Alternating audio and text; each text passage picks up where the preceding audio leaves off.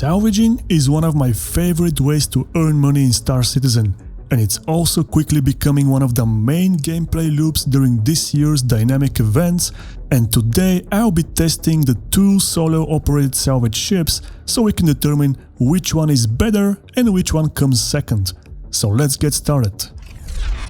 This is the MISC Fortune, and right off the bat guys, I have some problems with the design of the ship, so let me mention that this is actually the chassis of the Prospector, and it's been a little bit modified to be able to try and sell the whole salvage idea.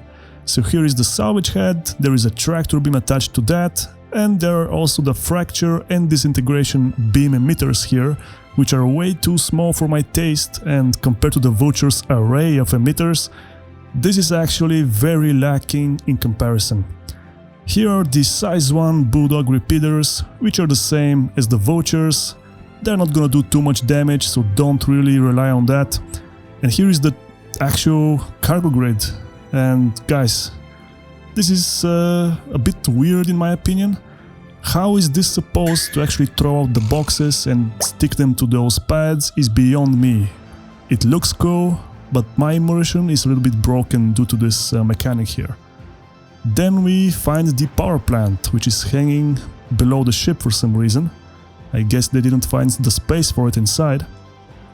And speaking for the interior, I think it's actually better than the Vultures in the way that it's a bit more spacious, as you can see, and the layout is very much easy to understand. So here is the dual size 1 shields, there is a third one as well. Here is your cooling system. Then we go to the dual printers for your salvage. And here's the crafting menu. You can craft pretty much the same items that you are able to craft on the Vulture and on the Reclaimer. Here's the second printer. Then we get to the viewports, from which you can actually inspect the boxes that you're attaching automatically to your grid. Here is the living quarters with the shield just dangling above your head on the bed here, just a bit weird if you ask me. There is a computer slot which is not occupied. Then we have a storage, right, I guess, yeah. You can store some stuff here, like pistols, maybe some multi-tools, and perhaps even your medical tool if you need a spare one. Then we have something here which is the life support system, which is non-existent right now. This should be the radar, I guess. Yeah. Every single ship is equipped with this generic looking silver box for now. There is your quantum drive and your jump drive above it. Then you have your gravity generator, which is also still not implemented. Then we get the engineering console over here, which is a bit sticky, it's a bit hard to get out of from. Let me try this way, there we go. Your single fuse, which should be actually only single one for the whole ship, I guess. Then you have your coffee maker, your toilet with shower combo, and finally, here is the pilot seat. So overall, the Fortune gets my 2 points of praise for having a well-defined interior, as well as offering the best visibility inside the cockpit. There are no obstructions and the MFDs are also transparent, so that's a very welcome feature to have. Now let's look at the competition, and let me tell you guys, the Fortune is not gonna have an easy race against it. Now let's take a look at the Vulture here. The first thing you'll notice is the chassis is actually absolutely unique. The second thing is that this ship has not 2 but actually 3 different salvage heads, as well as a tractor beam. So basically there's double the slots, and in one configuration you can actually use 2 salvage beams simultaneously, which is impossible to do on the Fortune. There is also the array of the disintegration beams and fracture beams here, which look absolutely believable in my opinion, in comparison to the Fortunes. There is also the munching mechanic, so this used to be designed to actually be able to compress all the parts that are sucked into this compressor here.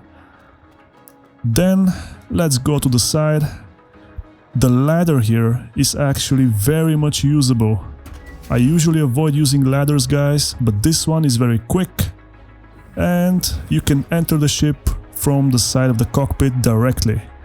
There is also the size 1 repeaters here, which have better aiming because they can actually aim up a little bit, whereas the Fortune doesn't have any space for them to aim up. Here you can see the radar on the bottom, and there is a scanner slot which isn't occupied yet. There is also the computer slot here. We have the components, so this time we have size 1 cooling systems instead of a single size 2. There is dual size 1 power plants as well. Very easy to take out, very easy to carry around.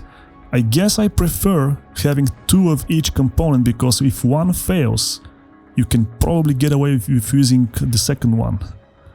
For a while at least. Here is the battery and the gravity generator slots. There is a small kitchenette which looks unfinished, maybe they will finish it someday. There is the bed, and I guess the storage is located at the same place like the Fortune, but the Vulture has more capacity actually. Only 900k for the Fortune and 1200 for the Vulture. There is your shower and toilet combo. So let's go through here. This is your jump drive as well as your quantum drive. So here we have something very much unique to this ship. This is actually a suit locker, guys. You don't have one of those on your Fortune, and there is something else that I can show you here.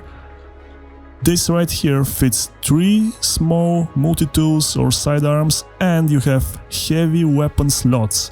So let's try this out. I can place my grenade launcher, and I have a spare slot for a second one. This can also be used for heavy tractor beams as well. Now, instead of going down the ladder, I'm gonna jump down just by walking backwards. It's very much easy to do. And we are in the cargo area.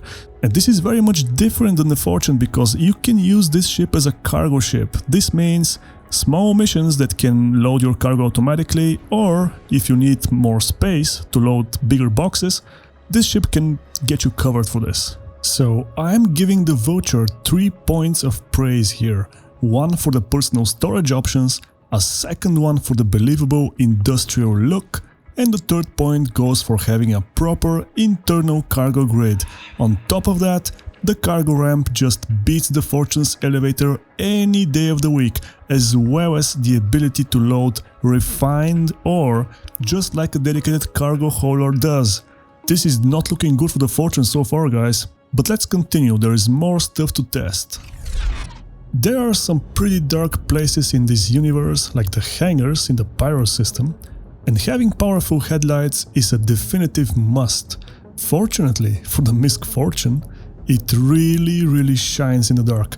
The radius of coverage is impressive to say the least, and the light has a neutral white color, which is actually preferable to the Vulture's warm and candle-like spectrum. And all of that is fine, but as soon as you switch your view from the front, then nothing makes sense anymore. The Vulture looks 10 times brighter and has more light sources, yet somehow the Fortune manages to outshine it.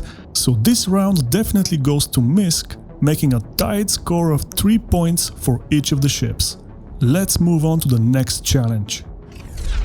The time has come for us to test the speed of both contenders, and we are starting with a simple salvage operation. Whoever scrapes the hull of the anvil arrow first gets a point. To make things even, I've made sure to align the video clips at the exact moment when both ships have begun using their scraper beams. And as I'm saying that, the Vulture is already finished, and it's getting the point by an 18% margin. At this juncture, there is only one test that I still need to perform between those two ships, and this is gonna be about forward thrust and maneuverability. Let's have a race at maximum speed in a straight line first. And then, let's make a sharp 360-degree turn. And just so you know, the stats in terms of turning speed are almost double in favor of the Vulture, so that's another 2 points just like that. And this means the match is finally over. At this point, it should be clear, the MISC Fortune never really stood a chance of winning this showdown, but that doesn't mean it's a bad ship. It is just different, like the auto-eject feature for cargo boxes, which does come in handy to save us from doing manual labor, as well as the overall streamlined interior and powerful headlights. But when it comes to salvage prowess, roll speed and storage versatility, the Drake Vulture remains unchallenged. And with all of this in mind, I hope you guys found this video useful, and I'll be seeing you in the next one. Agos signing out.